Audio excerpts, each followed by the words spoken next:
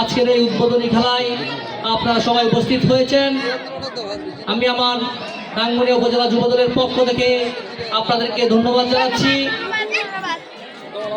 আজকের এই খেলা যারা আয়োজন করেছেন, আয়োজক কমিটি, আপনাদের অসংখ্য ধন্যবাদ।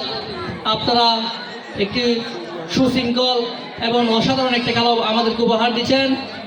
ধন্যবাদ সবাইকে, উপস্থিত নেতৃবৃন্দ সবাইকে অসংখ্য ধন্যবাদ। আপনারা এই খেলা ধৈর্য সহকারে উপভোগ করছেন। আমি আমার বক্তব্য দীর্ঘায়িত করব না।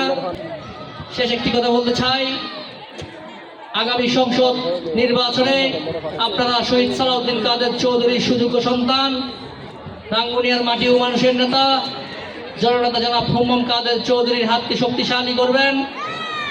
তৃণমূল পর্যায়ে শহীদ সালাউদ্দিন কাদের চৌধুরীর সন্তান হুমাম কাদের চৌধুরীর বার্তাটা আপনারা পৌঁছে দিবেন। আগামী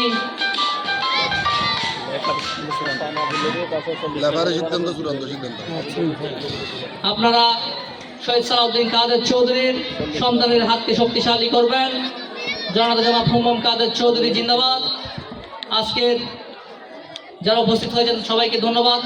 আমি আমার সংক্ষিপ্ত বক্তব্য এখানে শেষ করছি। ধন্যবাদ সবাইকে। আসসালামু আলাইকুম।